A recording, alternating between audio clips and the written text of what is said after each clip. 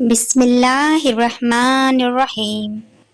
آج کے اس واقعے کو بیان کرنے سے پہلے ہم آپ کو بتاتے چلیں کہ اس واقعے میں آپ جان سکیں گے بی بی فاطمہ کا بچپن کیسا گزرا، وہ بچپن میں کیسی تھی اور ان کی وفات کیسے ہوئی، اور وفات کے بعد حضرت علی نے بے ادبی کے اندیشے سے حضرت فاطمہ کی قبر کا نشان مٹا دیا، لیکن پھر لوگوں نے حضرت فاطمہ کی قبر پر کیا ایسا کیا، تمام جاننے کے لیے آج کی ویڈیو کو اینڈ تک دیکھیے گا۔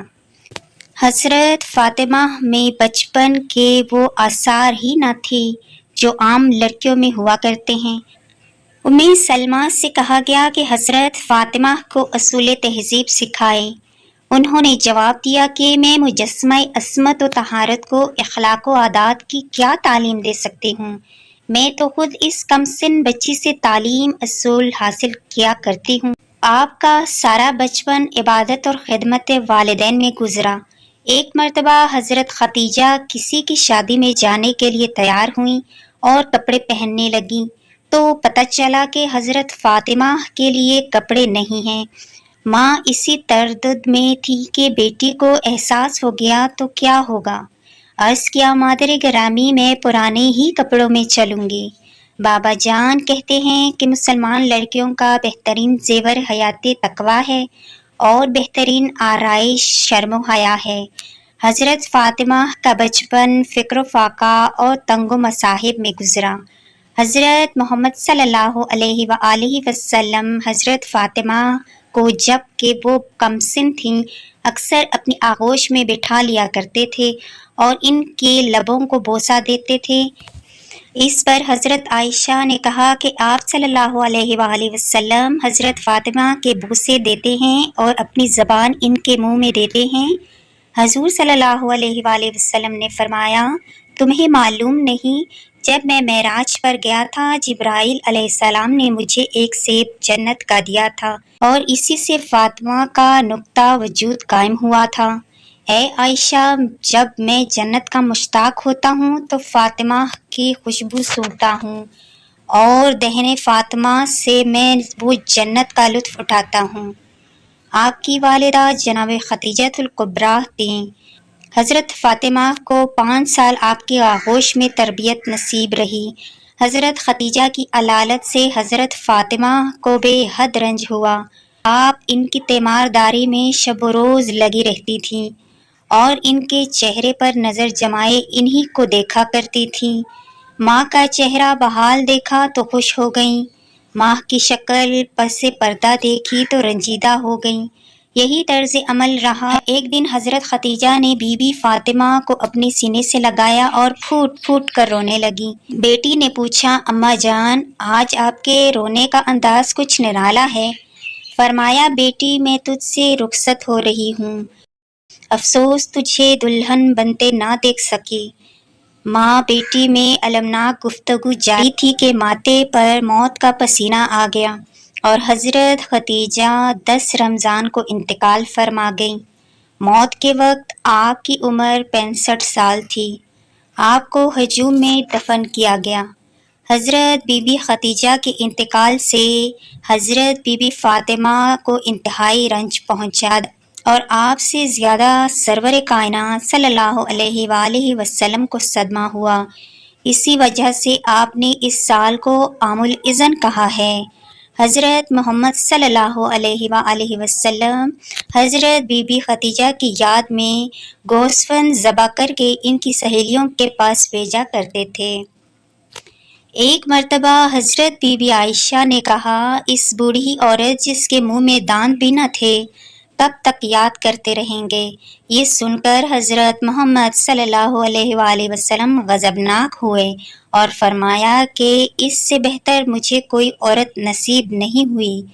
وہ اس وقت ایمان لائیں جب کہ سب کافر تھے اور اس وقت میری تصدیق کی جب سب جھٹلاتے تھے، اور اس وقت میرے لیے مال صرف کیا جب لوگ مجھے محروم رکھنا چاہتے تھے۔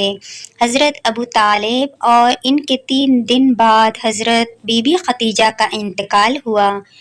پیغمبر اسلام نے حضرت علی کو زبان دے دی تھی اور فرمایا تھا کہ میرے بیٹے کا کف و خانہ زیادہ خدا کے سوا کوئی نہیں ہو سکتا۔ حضرت علی نے شادی کی درخواست کی تو آپ صلی اللہ علیہ وآلہ وسلم نے حضرت بی بی فاطمہ کی مرضی دریافت فرمائی تو وہ چپ رہیں۔ یہ ایک طرح کا اظہار رضامندی تھا۔ اس کے بعد شادی ہو گئی۔ علامہ مجلسی لکھتے ہیں پیغام محمود نامی ایک فرشتہ لے کر آیا تھا، یعنی علماء نے جبرائیل علیہ السلام کا حوالہ دیا ہے۔ حضرت علی نے 500 درہم میں اپنی زرع عثمان غنی کے ہاتھوں فروخت کی اور اسی کو مہر قرار دے کر بتاریخ 1 ذی الحج 2 ہجری حضرت بی بی فاطمہ کے ساتھ عقد کیا۔ مذکورہ رقم آج کل کے لحاظ سے 107 روپے ہوتی ہے، جو ہمارے نزدیک شرعی مہر ہے۔ نکاح کے تھوڑے عرصے بعد 24 ذی الحج کو حضرت سیدہ فاطمہ کی رخصتی ہوئی۔ آپ صلی اللہ علیہ وآلہ وسلم نے اپنی اکلوتی اور چہیتی بیٹی کو مختصر سا جہیز دیا۔ آپ صلی اللہ علیہ وآلہ وسلم اعلیٰ درجے کا جہیز دے سکتے تھے، مگر اپنی امت کے غربا کے خیال سے مختصر سامان پر اکتفا کیا۔ کھانے پینے کے بعد جلوس روانہ ہوا۔ آشیب نامی ناکہ پر حضرت بی بی فاطمہ سوار تھیں۔ سلیمان ساربان تھے۔ ازواج رسول صلی اللہ علیہ وآلہ وسلم ناکہ کے آگے آگے تھیں۔ بنی ہاشم ننگی تلواریں لیے جلوس میں تھے۔ مسجد کا طواف کرایا اور حضرت علی کے گھر میں حضرت بی بی فاطمہ کو اتار دیا۔ اس کے بعد آپ صلی اللہ علیہ وآلہ وسلم نے حضرت بی بی فاطمہ سے ایک برتن میں پانی منگوایا، کچھ دعائیں دم کیں اور اسے حضرت بی بی فاطمہ اور حضرت علی کے سر، سینے اور بازو پر چھڑکا اور بارگاہ اقدس میں عرض کی، اے اللہ، انہیں اور ان کی اولاد کو شیطان سے تیری پناہ میں دیتا ہوں۔ اس کے بعد حضرت بی بی فاطمہ سے کہا، دیکھو، علی سے بیجا سوال نہ کرنا، یہ دنیا میں سب سے اعلیٰ اور افضل ہیں لیکن دولت مند نہیں ہیں۔ اور علی سے کہا، یہ میرے جگر کا ٹکڑا ہے، کوئی ایسی بات نہ کرنا کہ اس سے ملال ہو۔ حضرت فاطمہ کے ساتھ جس وقت حضرت علی کی شادی ہوئی، ان کے گھر میں ایک چمڑا تھا، رات کو بچھاتے تھے اور دن میں اس پر اونٹ کو چارہ دیا جاتا تھا۔ شوہر کے گھر جانے کے بعد آپ نے جس نظام زندگی کا نمونہ پیش کیا وہ طب کا نسخہ کے لیے ایک مثالی حیثیت رکھتا ہے۔ آپ گھر کا تمام کام اپنے ہاتھ سے کرتی، جھاڑو دینا، کھانا پکانا، چرخہ کاٹنا، چکی پیسنا اور بچوں کی تربیت کرنا، سب کام اکیلے کرتی تھیں، لیکن نہ کبھی تیوری پر بل آئے اور نہ کبھی شوہر سے اپنے لیے مددگار یا خادمہ کی فرمائش کی۔ پھر جب 7 ہجری میں پیغمبر خدا نے ایک خادمہ عطا کی جو فضا کے نام سے مشہور ہیں، تو رسول اللہ صلی اللہ علیہ وآلہ وسلم کی ہدایت کے مطابق حضرت بی بی فاطمہ فضا کے ساتھ ایک کنیز کا سا نہیں بلکہ ایک عزیز رفیق کار جیسا برتاؤ کرتی، اور ایک دن گھر کا کام خود کرتی تھیں اور ایک دن فضا سے کام لیتی تھیں، اور اس طرح خادمہ کو خادمہ نہ ہونے کا تصور پیدا نہ ہونے دیتی تھیں۔ دراصل یہ مساوات محمدی کی اعلیٰ مثال ہے۔ آپ نے عورتوں کی معراج پردہ داری کو بتایا ہے اور خود بھی ہمیشہ اس پر عامل رہی ہیں، اور اتنی سختی کے ساتھ کہ مسجد رسول سے بالکل متصل قیام رکھنے اور مسجد کے اندر گھر کا دروازہ ہونے کے باوجود کبھی اپنے والد بزرگوار کے پیچھے نماز جماعت میں شرکت یا آپ کے میث کے سننے کے لیے مسجد میں تشریف نہ لائیں۔ ایک مرتبہ پیغمبر صلی اللہ علیہ وآلہ وسلم نے منبر پر یہ سوال پیش فرما دیا کہ عورتوں کے لیے سب سے بہترین کیا چیز ہے؟ یہ بات حضرت فاطمہ تک پہنچی۔ آپ نے جواب دیا کہ عورت کے لیے سب سے بہتر یہ بات ہے کہ نہ اس کی نظر کسی غیر مرد پر پڑے اور نہ کسی غیر مرد کی نظر ان پر پڑے۔ آپ صلی اللہ علیہ وسلم کے سامنے یہ جواب پیش آیا تو آپ صلی اللہ علیہ وسلم نے فرمایا، کیوں نہ ہو فاطمہ میرا ہی ایک جز ہے۔ حضرت بی بی فاطمہ آپ صلی اللہ علیہ وآلہ وسلم کی وفات کے بعد صرف 75 دن زندہ رہیں۔ حضرت ابن عباس رضی اللہ تعالیٰ عنہ کا بیان ہے کہ جب حضرت بی بی فاطمہ کا وقت قریب آیا تو نہ معصومہ کو بخار آیا اور نہ ہی درد سر کا عرض ہوا، بلکہ آپ نے حضرت حسن اور حضرت حسین کے ہاتھ پکڑے اور دونوں کو لے کر آپ صلی اللہ علیہ وآلہ وسلم کے روضہ مبارک پر گئیں اور قبر و منبر کے درمیان 2 رکعت نماز پڑھی، پھر دونوں کو اپنے سینے سے لگایا اور کہا، اے میرے بچوں، تم دونوں ایک ساتھ اپنے باپ کے ساتھ بیٹھو۔ امیر المومنین حضرت علی اس وقت مسجد میں نماز پڑھ رہے تھے، پھر وہاں سے گھر آئیں اور آپ صلی اللہ علیہ وسلم کی چادر اٹھائی، غسل کر کے آپ صلی اللہ علیہ وآلہ وسلم کا بچا ہوا کفن پہنا۔ بعد ازاں حضرت اسماء کو آواز دی۔ حضرت اسماء نے عرض کی، بی بی حاضر ہوں۔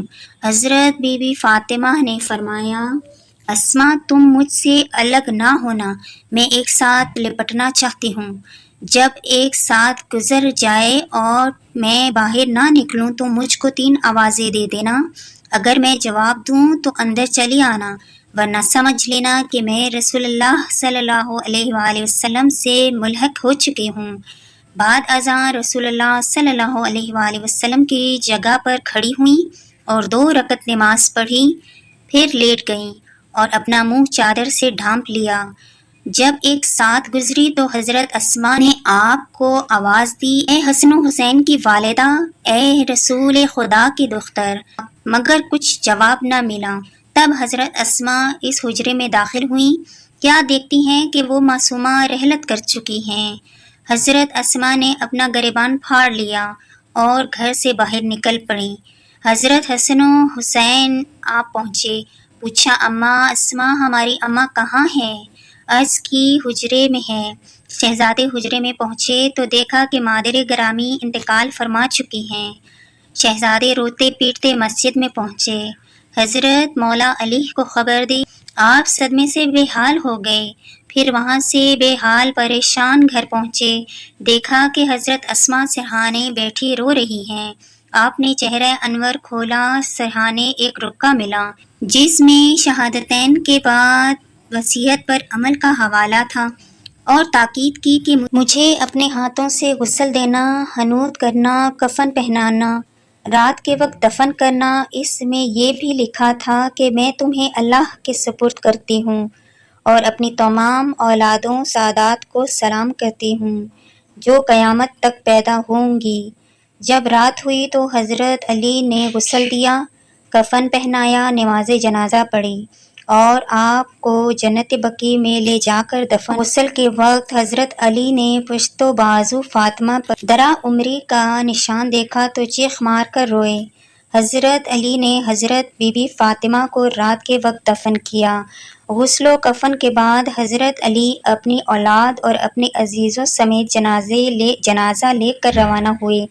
راستہ دیکھنے کے لیے ایک شمع ساتھ تھی اور حضرت بی بی زینب کافی کم سن تھی، سیاہ لباس میں لپٹی ہوئی اس سائے میں چل رہی تھی جو شمع کی وجہ سے نیچے زمین پر پڑ رہا تھا۔ حضرت علی جب جنت البقیع میں پہنچے تو ایک سمت سے آواز آئی اور خودی خدائی قبر نمایاں ہوئی۔ حضرت علی نے اسی قبر میں حضرت بی بی فاطمہ کو دفن کیا اور اس طرح زمین برابر کر دی کہ نشان قبر معلوم نہ ہو سکے۔